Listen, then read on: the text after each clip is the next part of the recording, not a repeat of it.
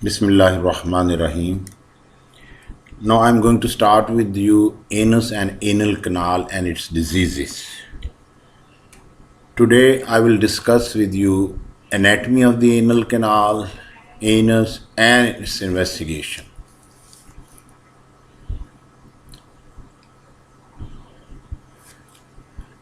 Anal canal, it is the most distal portion of the alimentary canal, GIT. It extends for a distance of about 3 to 4 centimeters from the anorectal ring to the hairy skin of the anal verge. Anorectal ring or bundle is the muscular junction between rectum and anal canal, and it is felt with the finger as a thickened ridge when we do a digital rectal examination.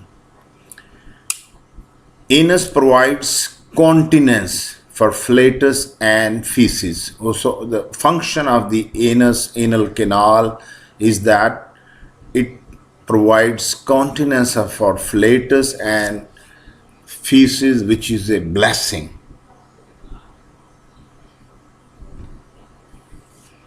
Now, anal canal, sometimes we say divided into the surgical anal canal and what is anatomical anal canal. Now the surgical anal canal, here you can see the anal canal is the terminal portion of the intestinal tract.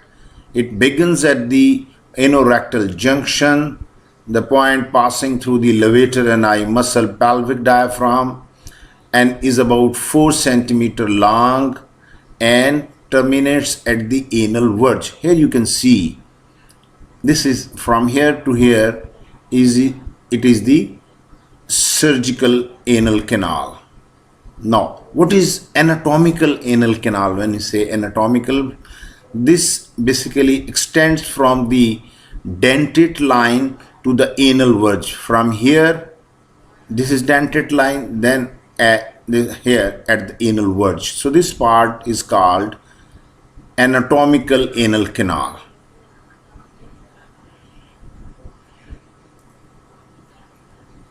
If we now commemorate the relation of the anal canal, anterior to the anal canal in male is the bulb of urethra. In female, it is the perineal body and vagina. Posteriorly, anal canal is related to coccyx and puborectalis muscle. Laterally lies the ischiorectal fossa, containing inferior hemorrhoidal vessels and pudendal nerve. Anal canal is surrounded below by external and internal sphincter muscles. Now, what is puborectalis muscle or another term sometimes used is the anorectal ring. The anorectal ring marks the junction between the rectum and the anal canal. It is formed by the joining of the puborectalis muscle, the deep external sphincter, conjoint longitudinal muscle, and the highest part of the internal sphincter. As I told you, that anorectal ring can be clearly felt digitally, especially on its posterior and lateral aspects. So this was about anorectal ring. Now if we come to the puborectalis muscle, this is the part of the funnel-shaped muscular pelvic diaphragm, maintains the angle between the anal canal and the rectum, and hence is an important component in the continence mechanism. So puborectalis muscle is an important component in the continence mechanism related to anal canal. The muscle derives its nerve supply from the sacral somatic nerves and is functionally distinct from the external anal sphincter. The position and length of the anal canal as well as of the angle of the anorectal junction depends to a major extent on the integrity and strength of the puborectalis muscle sling. It gives off fibers that contribute to the longitudinal muscle layer. So this was about puborectalis. Its concept is important because it contributes to the continence mechanism. Then we come to the sphincters of the anal canal. Anal canal has two sphincters. One is internal sphincter and then external sphincter. Both surround the anal canal. Now, internal sphincter. Internal sphincter is basically formed by it's involuntary muscle. So it's involuntary sphincter. It's thickening. What is internal sphincter? It is basically thickening of circular muscle of lower part of the rectum, which continues below as internal sphincter. Internal sphincter surrounds about 3/4 of the upper part of the anal canal, and its lower end corresponds with Hilton line. And here we can also feel the ridge which marks the intersphincteric plane. Middle part of the internal sphincter, it corresponds with the pectinate line. Internally, the sphincter is separated from mucous membrane by internal venous plexuses. So here you can see this is the internal sphincter. It is the internal sphincter, and it is basically continuation of the circular muscle of the rectum below. And internally it is separate from the mucous membrane of the anal canal by internal venous plexuses.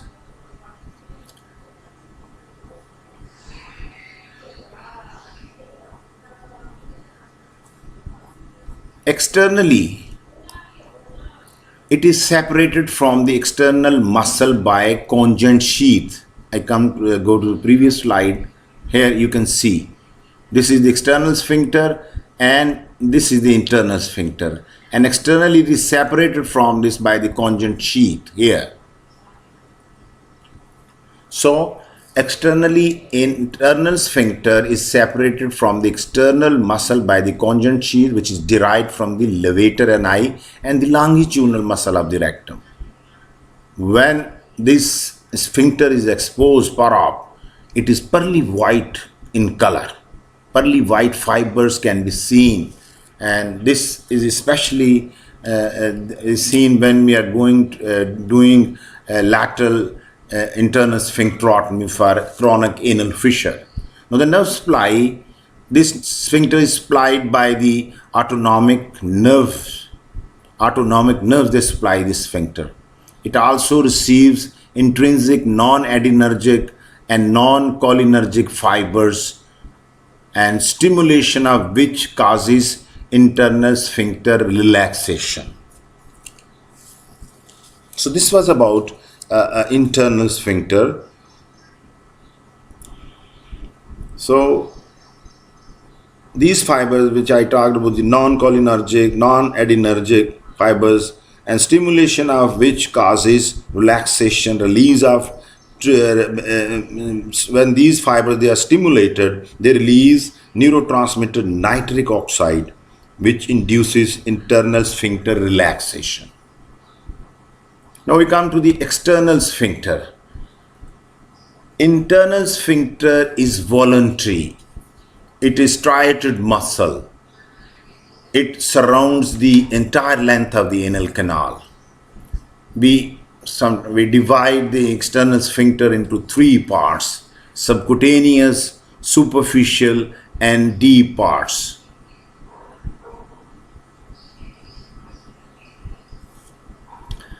Now, subcutaneous part, the external sphincter, basically it forms the bulk of the anal sphincter complex.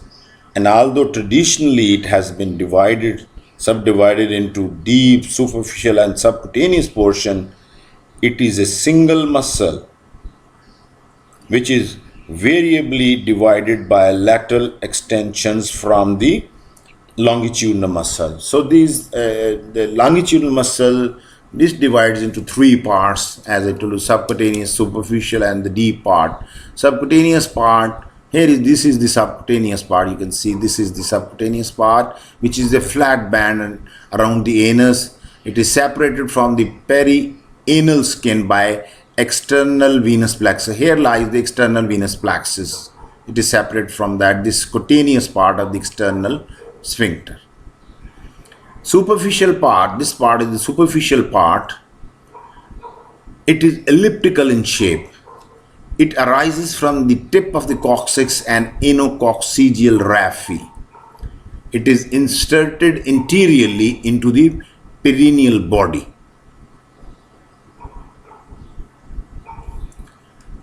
Continuing with the external sphincter, D part, it is annular in shape. It surrounds the anorectal junction. It has no bony attachment. It is inserted into the perineal body interiorly. Its nerve supply, it is the rectal branch of the inferior rectal branch of pudendal nerve which supplies this muscle. Also, the perineal branch of foresacral nerve also supplies the D part of the external sphincter. As you can see, basically it is a voluntary sphincter and it has sciatic nerve supply. Here you can see the division of external sphincter. Here you can see that the superficial and the D part and the subcutaneous part.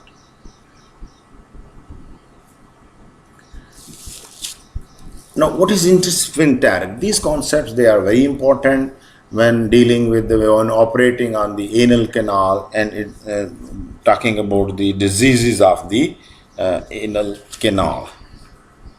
Now, what is intersphincteric plane? Between the external sphincter muscle laterally and the longitudinal muscle medially exists a potential space, the intersphincteric plane. This plane is important as it contains intersphincteric anal glands. So keep in mind, what is the significance of this plane? It has intersphincteric anal glands and is also a route for the spread of pus, which occurs along the extensions from the longitudinal muscle layer. So the plane can be opened up surgically to provide access for operation in the sphincter muscle. So this intersphincteric plane we can feel on digital examination, and this is important because pus spreads along this intersphincteric plane, which is between the internal sphincter and the external sphincter. What is longitudinal muscle? Longitudinal muscle is a direct continuation of the smooth muscle of the outer muscle coat of rectum. And this is also augmented in the upper part by striated muscle fibers originating from the medial components of the pelvic floor, that is levator ani muscle. Most of the muscle continues caudally before splitting into multiple terminal septa that surrounds the muscle bundles of the subcutaneous portion of the external sphincter to insert into the skin of the lowermost part of the anal canal and the adjacent perineal skin. So here you can see this is in the previous slide I told you what is the longitudinal muscle. This is very important. The concept of a longitudinal muscle is very important because what is the function of this muscle? During defecation, its contraction widens the anal canal lumen, flattens the anal cushions, and shortens the anal canal and everts the anal margin. So you can see function of the longitudinal muscle is a very important concept in the continence mechanism, that this longitudinal muscle gives multiple septa externally, internally, going to the subcutaneous, going into the attaching to the mucosa and submucosa of the anal canal. So when there is subsequent relaxation which allows the anal cushions to distend again and thus contribute to an airtight seal. So the function of, what is the function of the longitudinal muscle? This was, it causes contraction. Its contraction causes widening of the anal canal lumen, flattens the anal cushions, shorten the anal canal, and everts the anal margin.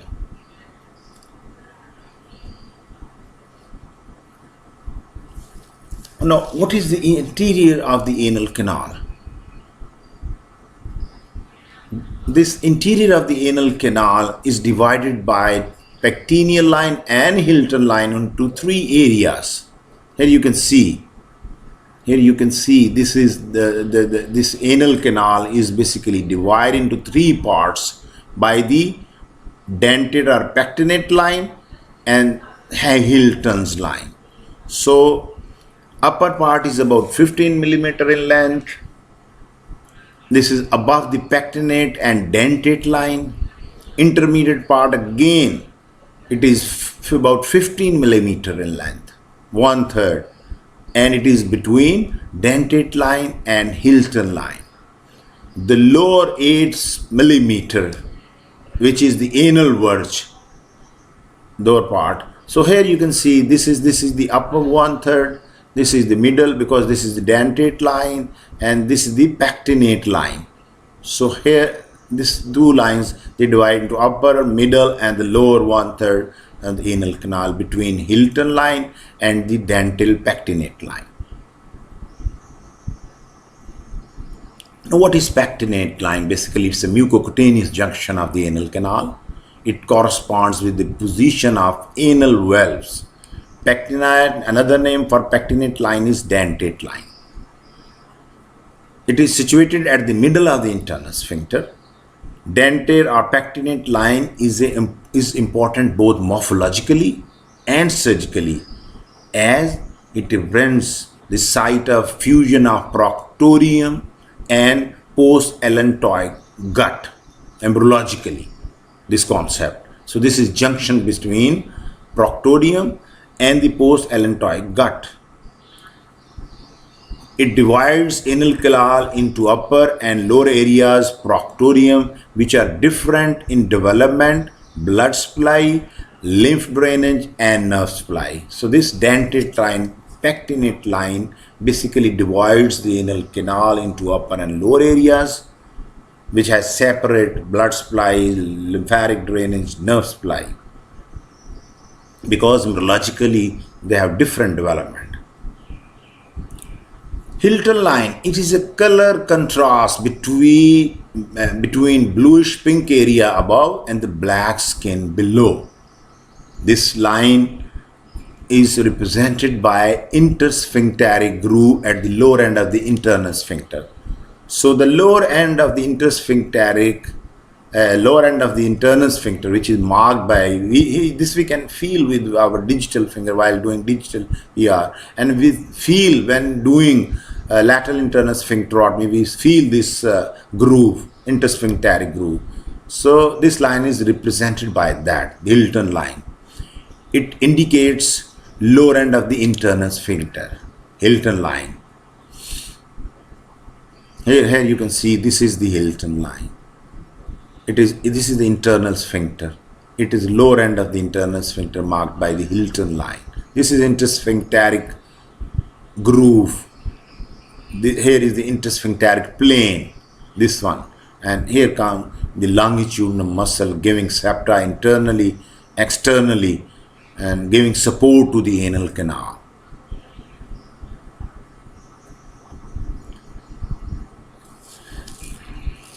Anal glands may be found in submucosa and intersphincteric plane. Normally, they are about 10 in number. Again, I repeat, anal glands, they are ductal glands. Ducts, they open with the ducts. Anal, they are found in the submucosa and intersphincteric plane. These glands, they drain via duct into anal sinuses at the level of dentate line. And function of anal gland, they secrete a lot of mucus which lubricates the anal canal to ease defecation. Potential, what is the clinical significance of these anal glands? Basically, they are the potential source of anal sepsis. Infection basically starts in the anal glands, which spreads and causes number of perianal abscesses, which is perianal abscess, ischiorectal abscess, and also is a source of chronic, and becomes chronic, and is a source of fistula formation. Fistula in ano. These are anal glands. This is the clinical significance of these glands, which are situated in the submucosa and the intersphincteric plane. Now, if we talk about the lining of the anal canal,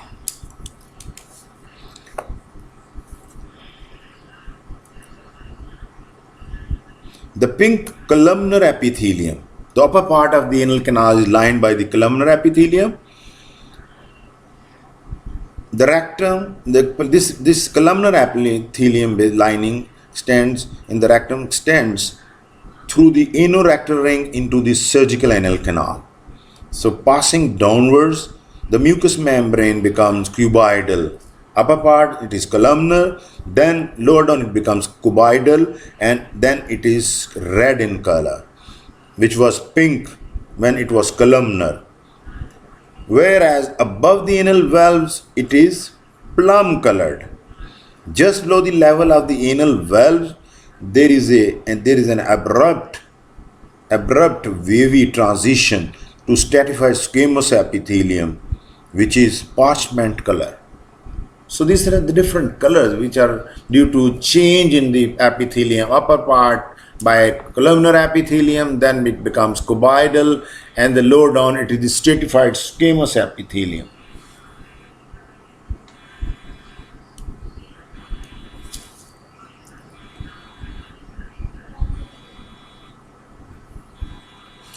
So, what are mucosal suspensory ligaments? Parkes described these increased density of fibers that inserted into mucosa of the anal crypts at the level of dental line as mucosal suspensory ligaments. They provide support. This separates superior portal and the inferior systemic hemorrhoidal plexuses. These mucosal suspensory ligaments. What is the blood supply of the anal canal? Here you can see the blood supply. The blood supply to the anal canal is through superior, middle and inferior rectal vessel. This is the constant blood supply to the anal canal. From above, it is the superior rectal vessel. Then it becomes, here you can see the middle rectal and the inferior pudendal artery. So superior rectal, middle rectal and the inferior rectal artery, also called the internal pudendal artery, here it basically supplies arterial supply to the anal canal. On the venous drainage, anal veins are distributed into a similar fashion to the arterial supply. The upper half of the anal canal is drained by the superior rectal veins, tributaries of the inferior mesenteric vein, and thus the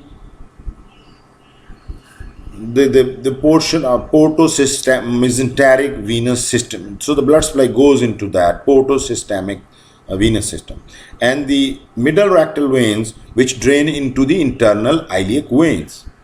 The inferior rectal veins drain the lower half of the anal canal and the subcutaneous perianal plexus of vein. They eventually join the internal iliac vein on each side. So this was the venous drainage of the, which again it accompanies the named arteries, superior rectal, middle rectal, the inferior rectal veins. And here is the, at the dental line, there is a junction of portosystemic venous drainage system. Though two system, it is the lymphatic drainage. Very important. Upper half of the anal canal drains into post-rectal, and then they go into the para-aortic lymph nodes. So upper half of the anal canal drains upwards into the post-rectal lymph nodes. From there, along the inferior mesenteric vessels, they go to the para-aortic lymph nodes. Lower half of the anal canals, here from here the lymphatic, they go into the superficial inguinal lymph nodes, then into the deep inguinal lymph nodes. So this was the concept of lymphatic drainage of the anal canal. Upper half, lymph goes upwards, ultimately the para-aortic lymph nodes along the inferior mesenteric vessels. Lower, it goes into the inguinal lymph nodes. This must be kept in mind. This is important when we are talking about the cancer of the anal canal.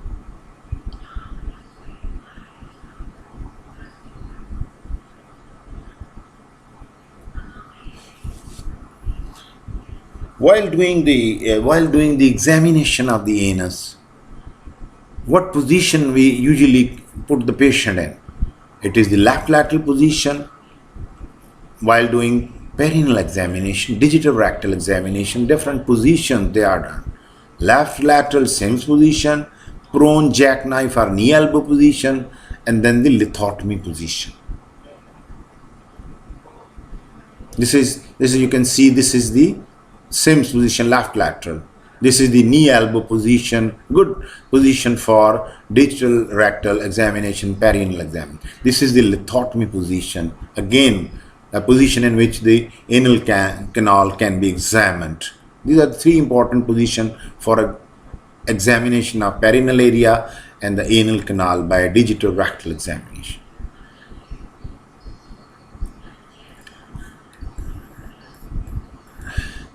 When we do an examination, basically it is the inspection and then it is the digital examination with index finger.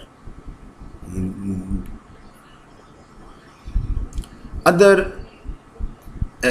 addition to the digital rectal examination, we can examine the anal canal with proctoscope. Proctoscopy is performed with the patient in the same position as left lateral, jackknife, knee elbow position, and the lithotomy position. It allows a detailed inspection of the distal rectum and anal canal. Minor procedures can also be carried out through this instrument, proctoscope. Treatment of hemorrhoids by injection or bending, then we can take biopsy. So this is examination of the anal canal by proctoscope. It is diagnostic as well as therapeutic, this use of proctoscope. This is you can see the proctoscope which is used for the examination of anal canal. Sigmoidoscopy, this is another. Although sigmoidoscopy is strictly an examination of the rectum, it should always be carried out even when anal lesions has been confirmed. So to exclude any pathology above. Rectal pathology, for example, colitis, carcinoma, is frequently associated with anal lesions. That is, these lesions, fissure, fistula, hemorrhoid, they are sometimes secondary. That means some underlying colitis, malignancy, and these conditions, they are basically secondary to these carcinoma and colitis. So if we go to the summary of the anatomy of the anal canal, the anal canal anatomy we can summarize here. The internal sphincter is composed of circular Non-striated involuntary muscle.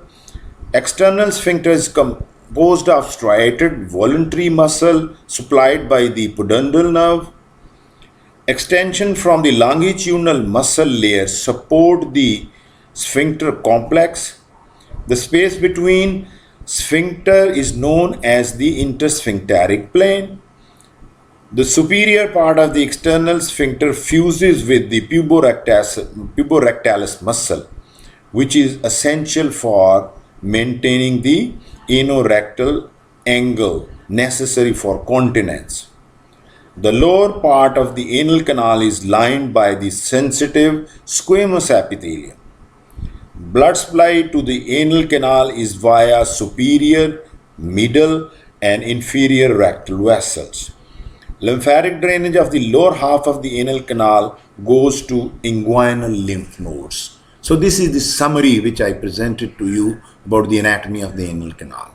Then we can come to these physiological aspects and also special investigation.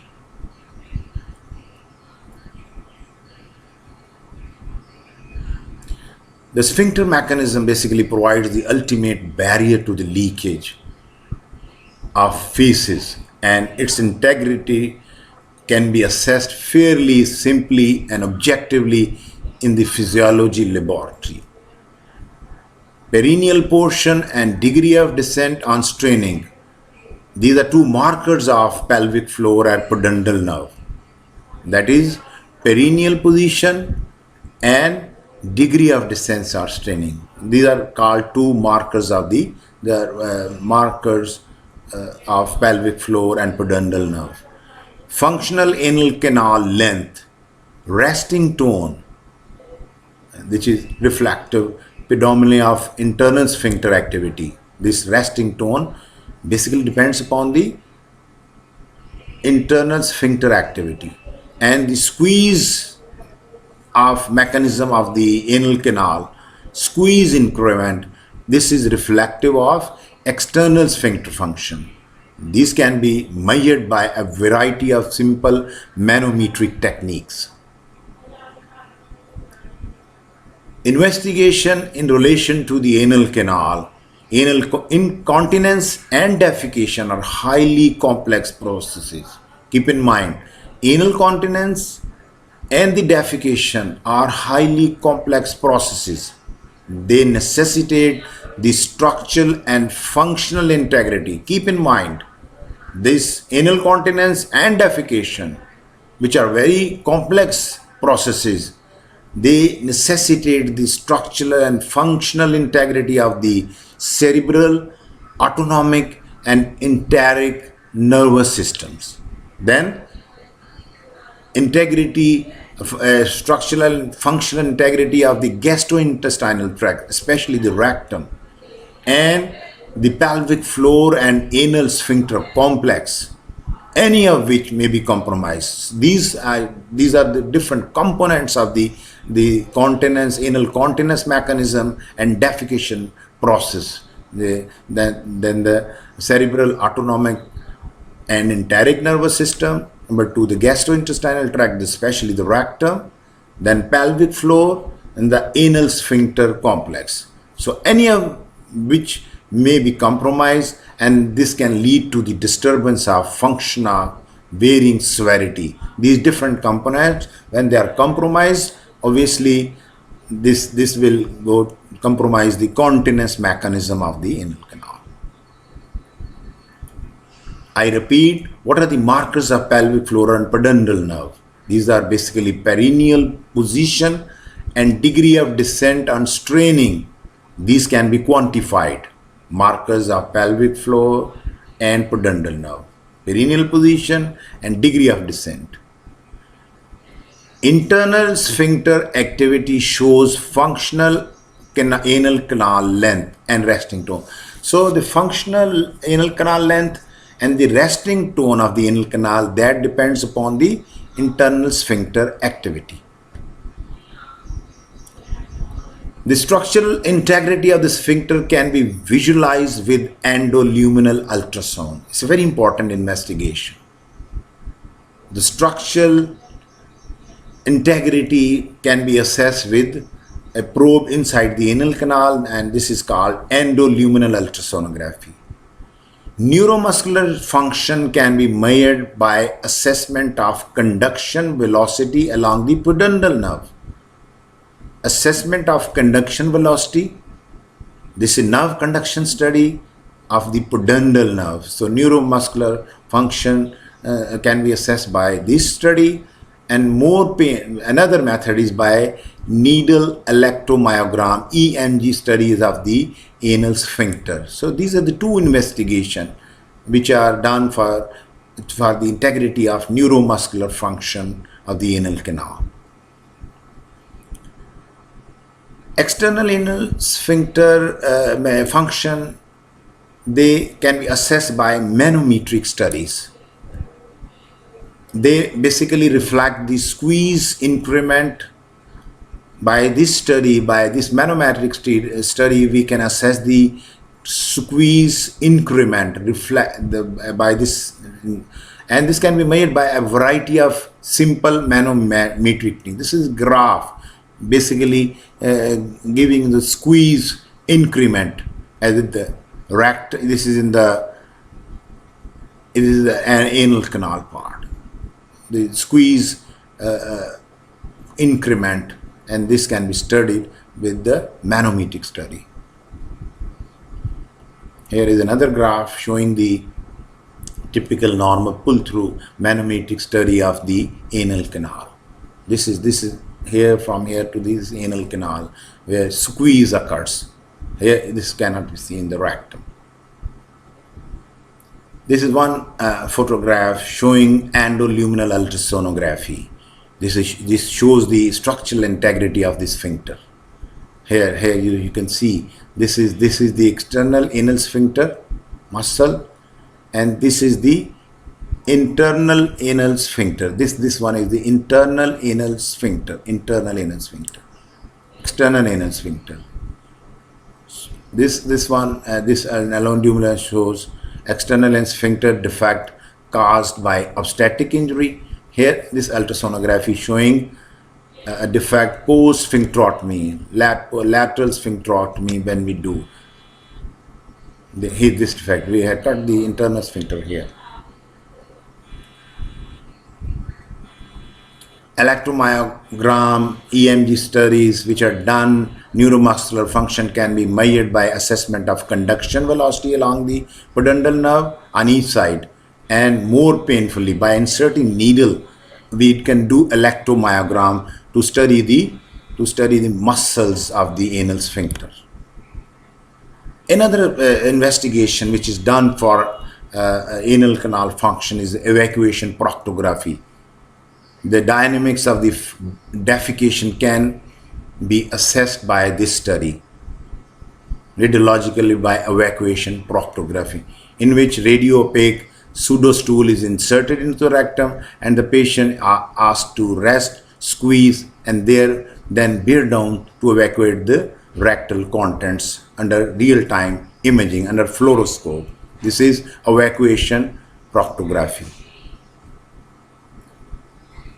Proctography with synchronous EMG proctography combined with synchronous EMG electromyogram and the pressure studies, they yield more information about possible reasons for disordered defecation in an individual.